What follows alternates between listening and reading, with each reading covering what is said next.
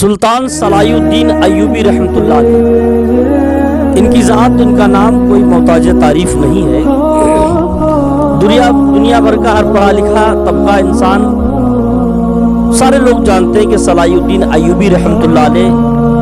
یہ اپنے وقت کے بہت بڑے مجاہد اعظم تھے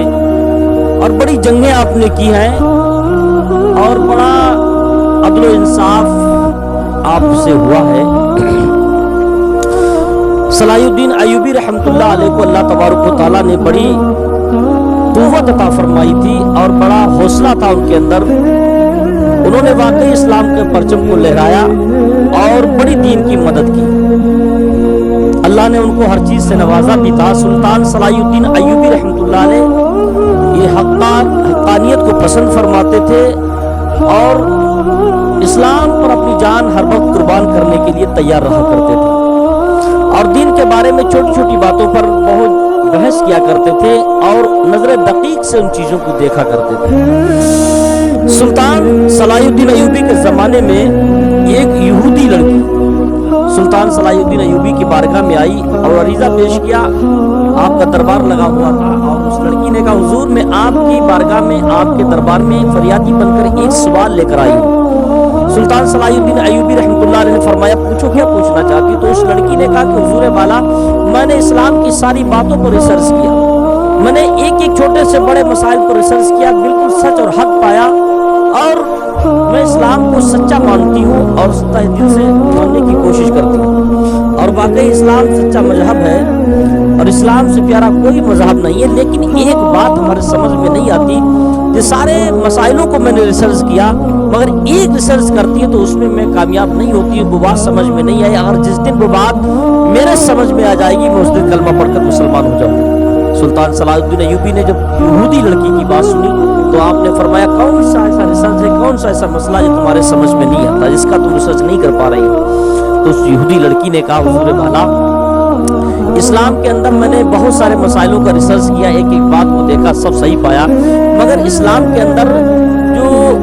خنزیر ہے اس کے گوشت کو کھانا حرام کیوں رکھا ہے؟ میں نے اس کے اوپر ریسرچ کیا، کوئی معتبر دلیل مجھے نہیں ملی، کوئی پختہ ٹھوس دلیل مجھے نظر نہیں آئی جس کے بنیاد پر میں بھی جان لیتی کہ ہاں واقعی خنزیر اسلام میں حرام رکھا گیا ہے اس کا گوشت کھانا۔ تو سلطان صلاح الدین ایوبی بڑے ذہین و فطین تھے، اس لڑکی کی طرف دیکھا اور کہا، اچھا اسلام کی بات کرتے ہو کہ اسلام نے اس میں حرام کیوں رکھا ہے اس کو؟ تو انہوں نے ایک اپنے مشیر کو بلایا سلطان صلاح الدین نے، تو ان کا مشیر ان کے پاس آیا اور سلطان صلاح الدین ایوبی نے فرمایا کہ جاؤ فلاں لائبریری میں جاؤ، فلاں کتاب لے کر آؤ، بائبل لے کر آؤ۔ ان کا مشیر گیا، لائبریری کو کھولا اور وہی جو آپ نے بتائی تھی لائبریری سے وہ کتاب بائبل لے کر آیا۔ آپ نے کہا فلاں صفحہ فلاں پیج کھولو، فوراً اس مشیر نے وہی صفحہ کھولا اور کہا کہ دیکھو اس میں کیا لکھا ہوا ہے۔ اس میں لکھا ہوا تھا کہ خنزیر کا گوشت کھانا جائز نہیں ہے، صحیح نہیں ہے۔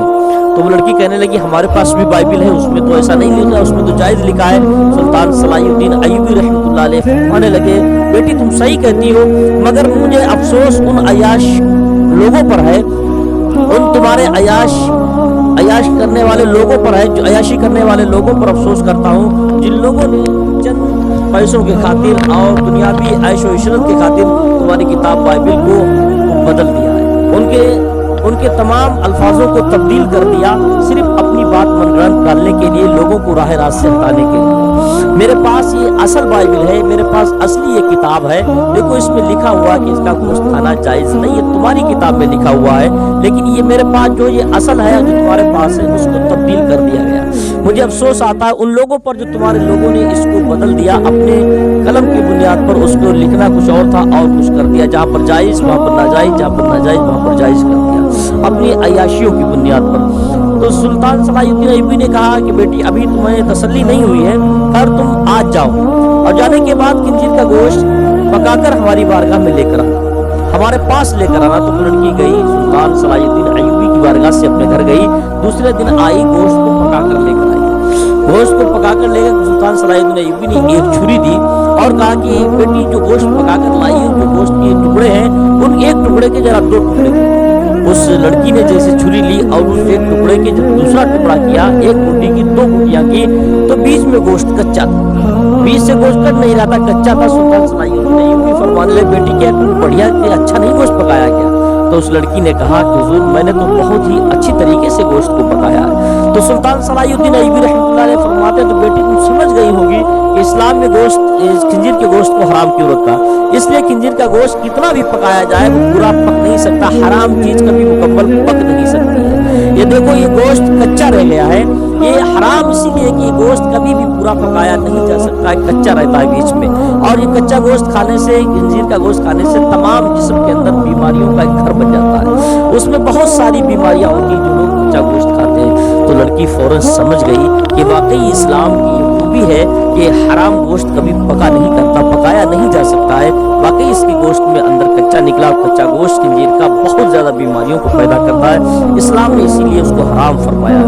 और लड़की समझ गई कि हुजूर वाकई आपने सच फरमाया, इस्लाम ने इसको हराम करा दिया तो वाकई सच्चाईयत और हक्कानियत की बुनियाद पर दिया है। इतना कहा तो सुल्तान सलाहुद्दीन अय्यूबी कहने लगे, इसमें बहुत सारी खासियतें हैं। मैंने तो अभी तुम्हें एक अपने हिसाब से और एक साइंसी एतबार से मैंने साबित किया कि इस्लाम में खंजीर को हराम क्यों किया। साइंस की बुनियाद, साइंस के एतबार से यही है कि गोश्त पक नहीं सकता और कच्चा गोश्त बीमारियों का उम्बा बनता है, बाइस बनता है। तो जब उस लड़की को बातें बताई, फिर सुल्तान सलाहुद्दीन अय्यूबी रहमतुल्लाह अलैह फरमाने लगे कि बेटी ऐसा है, ये खंजीर को अल्लाह तबारक व तआला ने हराम किया, इस्लाम में हराम रखा गया। इसकी और भी वजह है, इसकी खाने वालों की फितरत बदल जाती है। तो उस लड़की ने कहा खाने वालों की फितरत कैसे बदलती है? तो सुल्तान सलाहुद्दीन अय्यूबी रहमतुल्लाह अलैह कहते हैं, जब जो लोग इस गोश्त को खाते हैं, और इस खंजीर की एक खासियत होती है कि जब भी इसकी मादा यानी मोहनस यानी इसकी माता जब किसी दूसरे खंजीर से संभोग करती है, तो जब खंजीर उसको देखता है इस पोजीशन में, तो देखकर बड़ा खुश होता है, अपने ऊपर फख्र महसूस करता है कि मेरी माता या मेरी हमजिन्स, मेरी माता, मेरी मोहनस दूसरे के साथ ऐसा कर रही है, तो उसे बड़ा फख्र महसूस होता है। तो सुल्तान सलाहुद्दीन अय्यूबी कहते हैं, जो लोग इस गोश्त को खाते हैं, इस गलाजत को खाते हैं, वही अय्याशी की गलाजत उन लोगों में भी पाई जाती है कि वो लोग अपनी बीवियों को दूसरे के साथ देखकर बहुत खुश होते हैं, क्योंकि ये फितरत सिर्फ खंजीर के अंदर, ये गलाजत, ये अय्याशी, ये तमाम गंदगी चीजें ये अल्लाह ने खंजीर में रख दी हैं, और जो लोग इसको खाते हैं वही चीजें लोगों के अंदर भी पाई जाती हैं कि अपनी इज्जत को दूसरे के बिस्तर पर डाल देना, ये लोगों को फख्र महसूस करते हैं। आज जो मवालिक में जिन लोग जिस चीज को खाते हैं, वो लोग अपनी इज्जत को दूसरे की बिस्तर पर देखकर बड़ा फख्र करते हैं, क्योंकि खंजीर भी अपनी माता को दूसरे के साथ देखकर बहुत फख्र करता है। ये सारी बातें बताएं तो बाकी उस लड़की ने कहा, हुजूर अब देर किस बात का, मुझे कलमा पढ़ाकर मुसलमान कर दीजिए। सुल्तान सलाहुद्दीन अय्यूबी ने उस लड़की को कलमा पढ़ाया, पूरा दरबार नारे तकबीर अल्लाह अकबर से गूंज गया। इस्लाम में अल्लाह तबारक व तआला ने बड़ी फितरत रखी है। इस्लाम को अल्लाह तबारक व तआला ने वो फौकियत अता फरमाई है कि हमारी नज़र, हम तमाम लोगों की अक्लें उसकी फितरत को समझने के लिए दंग है। इस्लाम को अल्लाह तबारक व तआला ने बड़ी बड़ी कुव्वतें अता फरमाई है कि हर बुराई से लड़ने के लिए इस्लाम।